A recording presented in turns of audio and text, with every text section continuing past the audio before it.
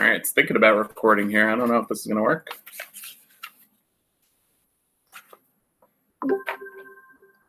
Okay, I think we are now officially recording.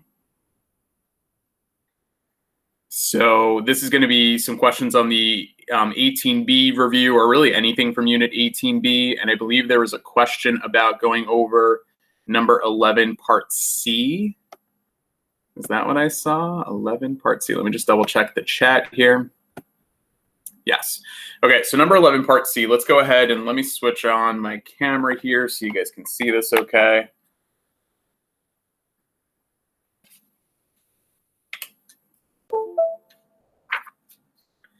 Okay, so this is the question in number 11. If you don't have it in front of you at this time, it's about 120 students that are randomly assigned to 2 equal-sized running groups, and they're trying to train for a half marathon. And I know we have a lot of runners in class, so Group A is going to run 3 miles every day. Group B is going to run 7 miles Monday, Wednesday, Friday. And then they compare the average times for the week for Group A versus Group B. And then these are the standard deviations for the 2 groups. So the question was about Part C. Part A, you're calculating the mean difference in those. So that's just a quick subtraction. I do want you to explain the meaning in the context of this problem scenario. So that's something that you're commonly asked, is not just subtract the numbers, but explain what that value, that difference represents. Part B, you're going to see the randomization distribution here. That if we were to simulate, mixing up these runners into 2 groups, here's what that randomization distribution would look like. And you can see that the the simulated differences in those times from Group A and Group B are the following. So Part C says, use the simulation to determine if there is a significant difference in the half marathon times of Group A and Group B. Explain your answer. So a significant difference would be, is it statistically significant? And for statistically significant, we're looking for something that's pretty unusual to have happen. So I don't remember what this difference is. It looks like it's like 3.8, if I'm calculating that correctly. So I'll double check that I have that here. So the difference between those times in Group A and Group B up here is an average of 3.8 minutes. So if you go to the randomization distribution, you can see that 3.8 minutes kind of rarely happens. And this randomization was done a total of 500 times. So if you look at the frequency of how often that happens, I said that a difference of 3.8 or more would only happen. I considered 3.8 or more to be like 9 out of 500 times. And since as a percent, that's only like a 1.8% chance of happening, we would say that there is a significant difference in Group A and Group B. And if there is a significant difference in those 2 groups, what that means is that the treatment that was implied is working.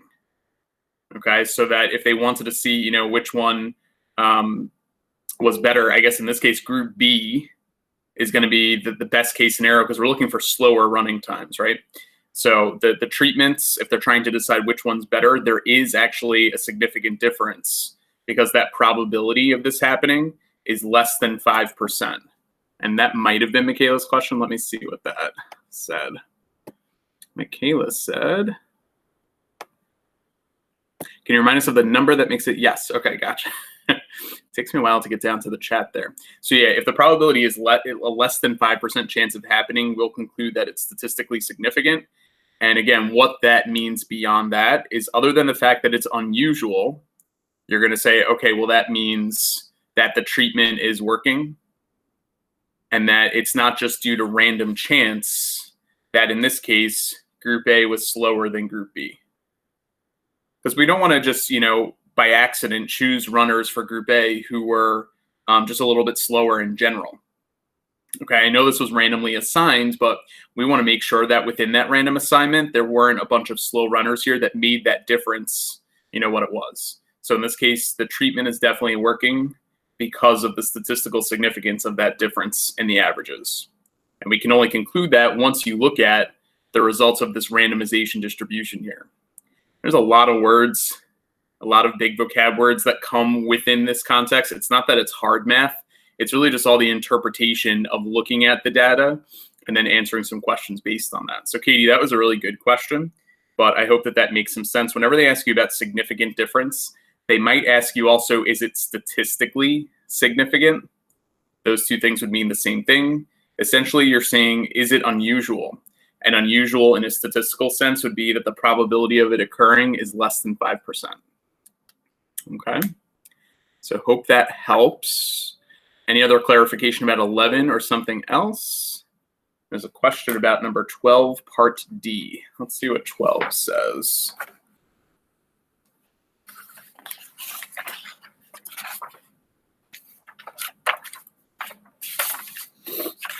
Okay, so number 12 is another case where we're trying to find the mean for two different groups. There were two different groups about trying to figure out on a learner permit test which group was going to do better. One group was allowed to study for an hour. One group was not allowed to study for an hour. So it's the same type of thing. You actually just had to find the mean for each group. It wasn't given to you. So there's not a lot of data here, but you could type them into list 1 and then separately into list 2 over here, find those averages, find the differences. Here's the randomization distribution. But part D is a little bit different here. It says, if Hitesh wants to redo the experiment, what could he do to increase his chances of finding a significant difference if there is one? So what he could do is he could, in this case, he can increase the sample size to try and see if there is a significant difference. So his sample size is only 10 students in each group. If you increase that sample size, you might be able to more accurately tell if there is a significant difference between the two groups. So yeah, you can answer that part D pretty fast by just saying maybe doing something like increasing the sample size.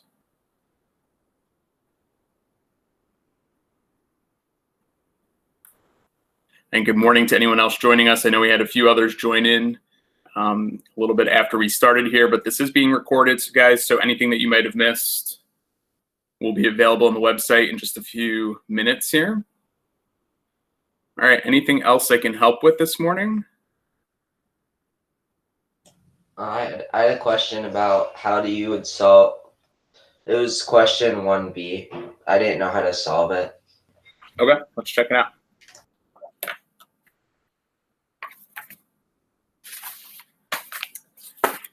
Okay, so 1B says we have 20% of gummy bears in Wegmans are red in that bulk section. So Greg, it seems like you're then okay maybe doing part A, where you simulated selection of selecting 20 gummy bears. Yeah. It does say, and this just as a quick aside, this will be part of the test where you have to kind of record what you did and your observations. So I will expect you to be able to tell me like what you typed into the calculator to be able to do part A. And what I would expect as well is that although some of us will have the same sample proportion of red gummies, there's going to be a lot of different answers there. Rand int on the calculator is going to give you a lot of different possibilities. So for part A, there's going to be a few different answers, but as long as I can see what your work was, that's all I need. And then for part B, it says, given a sampling distribution of sample proportions of all size 20, what is the mean? And then what is the standard deviation? So what I'll tell you is that the mean should be the mean of the true population. Okay, so what we know about the mean of the sampling distribution and the true mean of the gummies in this bulk section is that those two things should be the same within a sampling distribution of sample proportions. But for the standard deviation, since we're dealing with sample proportions here, that's where you're going to use the formula. So the standard deviation of your p hats is going to be the square root of p times 1 minus p over n. So p is going to be the probability of success in this case, which is just picking a red gummy. And then this would be 1 minus that over, in this case, our sample size is 20. So the mean is pretty easy because it's going to approximate the actual population mean.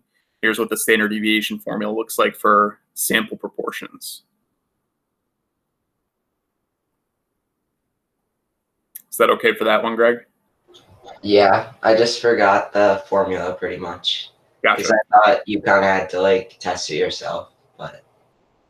Yeah, I mean, there have been a few formulas, right? Because if you're given sample means instead of sample proportions, then to find the standard deviation, you take the sigma over the square root of n. So yeah, there's a couple little kind of random formulas thrown in there.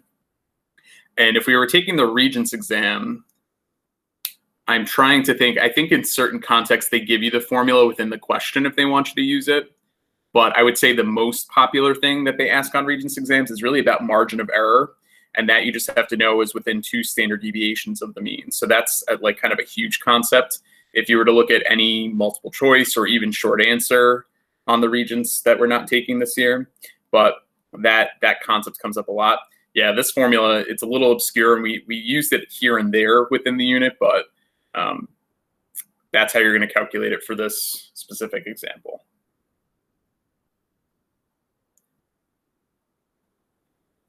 Other questions you guys might have?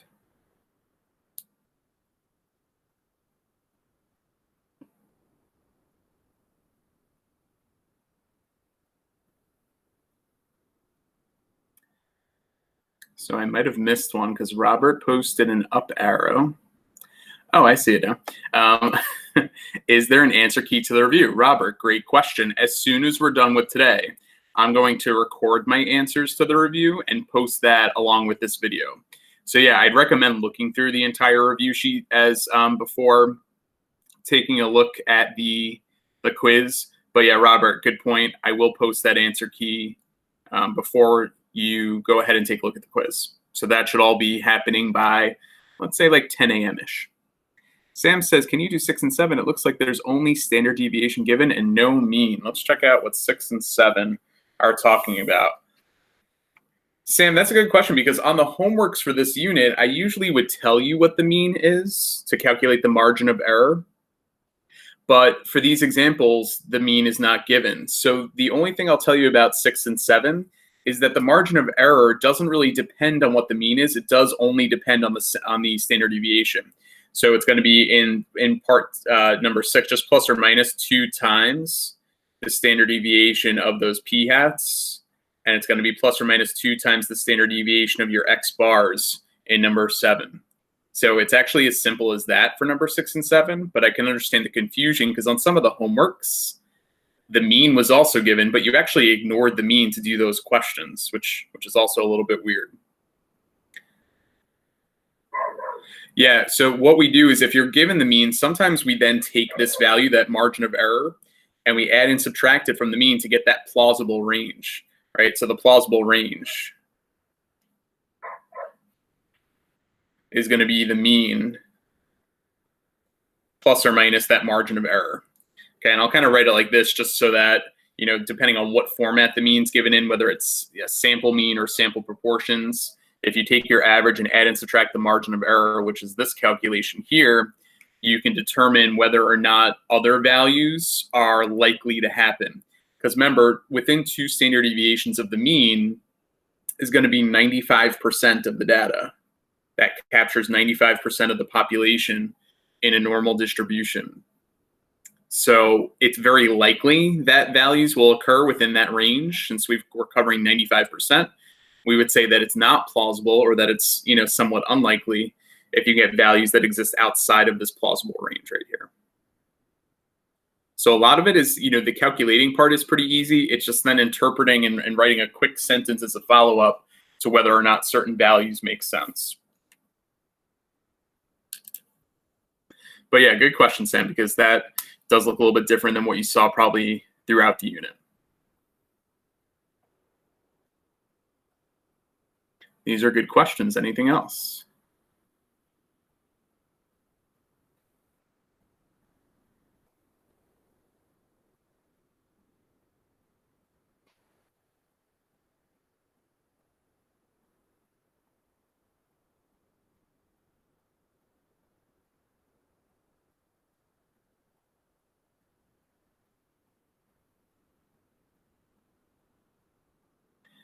We're feeling pretty good. Otherwise,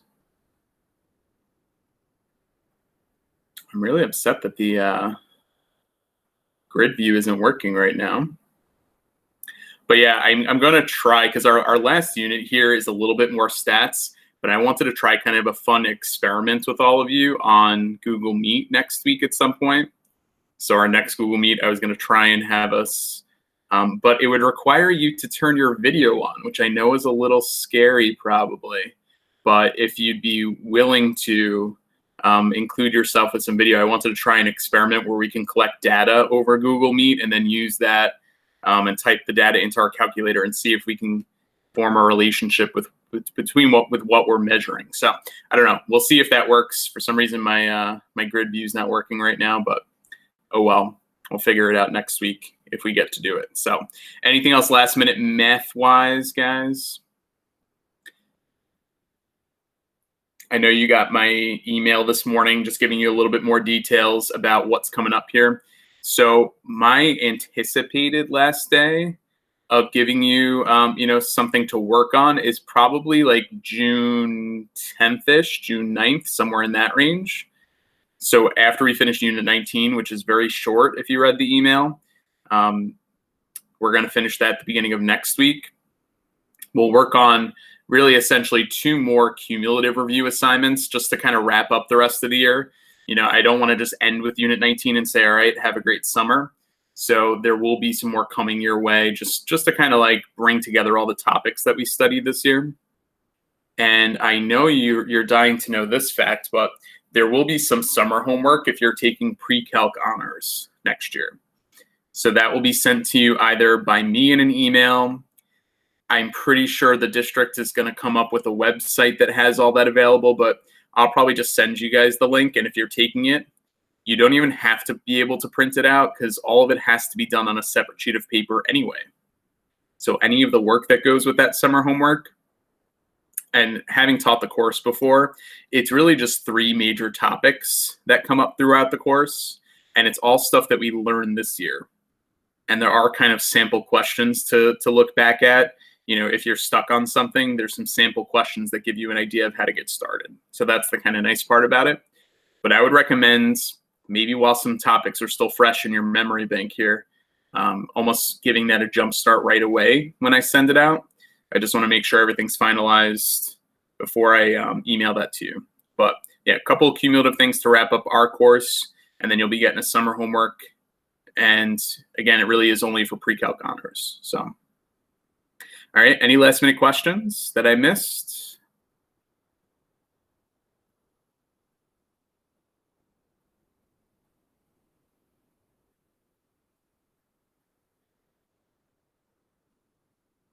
All right, I'm gonna hit stop record.